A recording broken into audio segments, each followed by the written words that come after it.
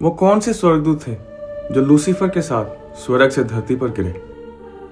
क्यों जब दाऊद वीणा बजाता था तो राजा शाऊल दुष्ट आत्मा से आजाद हो जाता था? क्यों जब एलीशा ने भविष्यवाणी करनी थी तो उसने वीणा बजाने वाले को बुलवाया? क्यों परमेश्वर दाऊद से इतना प्रेम करते थे?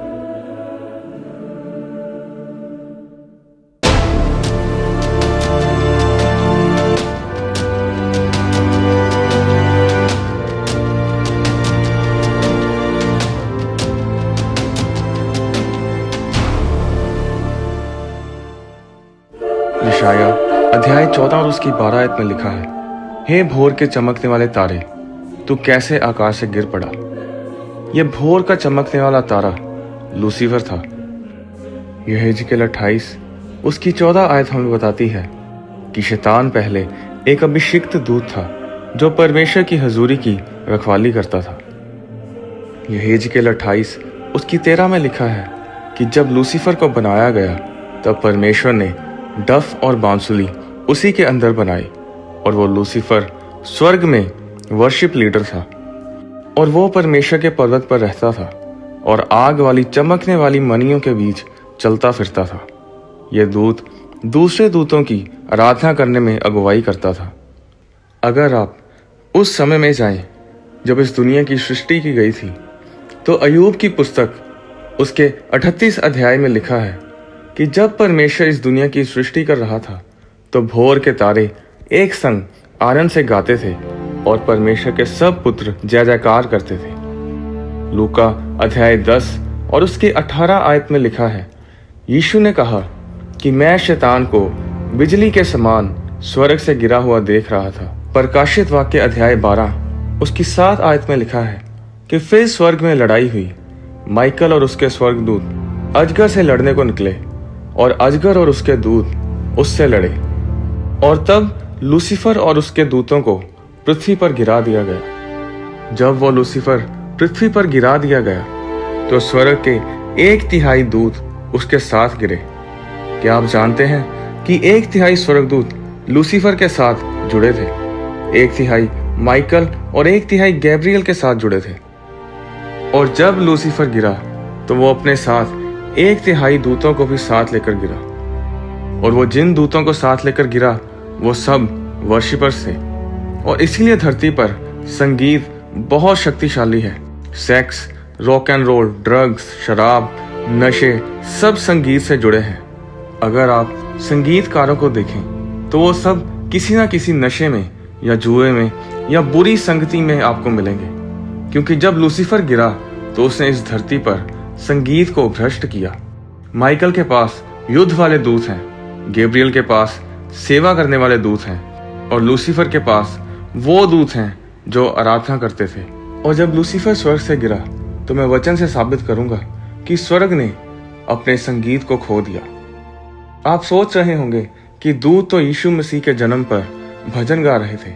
नहीं, लूका अध्याय 2 उसकी 13 में लिखा है कि स्वर्ग दूतों का दल परमेश्वर की स्तुति करता हुआ और ये कहते दिखाई दिए, आकाश में परमेश्वर की महिमा और पृथ्वी पर उन मनुष्यों में जिनसे वह प्रसन्न है शांति हो। प्रकाशित वाक्य 4 उसकी 8 में लिखा है कि स्वर्गदूत स्वर्ग में दिन रात बिना विश्राम कहते रहते हैं, पवित्र पवित्र पवित्र प्रभु परमेश्वर सर्वशक्तिमान, जो था और जो है और जो आने वाला है। प्रकाशित वाक्य 5 उसके 11 में लिखा है कि परमेश्वर के सिंहासन के आसपास स्वर्गदूत ऊंचे शब्द से कहते रहते हैं, वध किया हुआ मेमना ही सामर्थ और धन और ज्ञान और शक्ति और आदर और महिमा और धन्यवाद के योग्य है।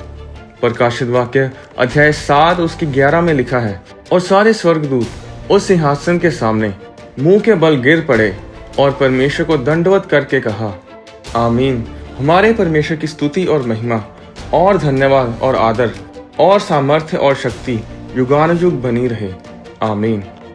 आराधना स्वर्ग में भी होती है और आराधना धरती पर भी होती है, पर आराधना आपके शब्द होते हैं, जैसे कि हालेलुया, परमेश्वर का नाम धन्य हो, परमेश्वर की महिमा हो, परमेश्वर हम तेरी इज्जत करते हैं, तुझे महिमा देते हैं। पर जब लूसीफर 1/3 हिस्सा आराधकों का लेकर गिर गया, स्वर्ग ने अपना भजन खो दिया। दाऊद से पहले गीत तभी गाया गया जब इजरायलियों ने लाल समुद्र को पार किया और जब मूसा ने अपने मरने से पहले इजरायलियों को आशीषित करने के लिए गीत गाया। पुराने समय में चर्च में संगीत ना के बराबर था। संगीत तभी शुरू हुआ जब दाऊद आया, और जब वो वीणा बजाता था तो वह ऐसी वीणा बजाता था कि राजा शाऊल दुष्ट आत्मा से आजाद हो जाता था। क्या आप जानते हैं कि व्यवस्था के अनुसार जब दाऊद ने बैतशबा के साथ पाप किया तो उसे पथराव करके मार डालना चाहिए था। जब उसने उरिया को मरवाया तब भी व्यवस्था के अनुसार दाऊद को पथराव से मार देना चाहिए था। अगर आप ध्यान दें तो दाऊद ने जब पश्चाताप किया तो उसने सिर्फ बोलकर पश्चाताप नहीं किया, उसने गीत गाकर पश्चाताप किया।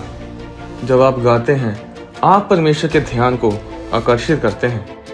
परमेश्वर दाऊद से इतना प्रेम इसलिए करते थे क्योंकि दाऊद ने उस चीज को बहाल किया जो स्वर्ग गवा चुका था।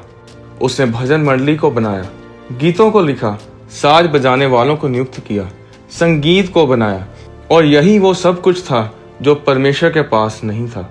आप हैरान होंगे ये सुनकर कि जब परमेश्वर ने संगीत सुनना होता है तो वो धरती की ओर देखता है। तो जब परमेश्वर भजन सुनना चाहता है तो वो दूतों को नहीं देखता जो सिर्फ बोल रहे होते हैं पवित्र पवित्र पवित्र। वो धरती की ओर देखता है जो लोग गा रहे होते हैं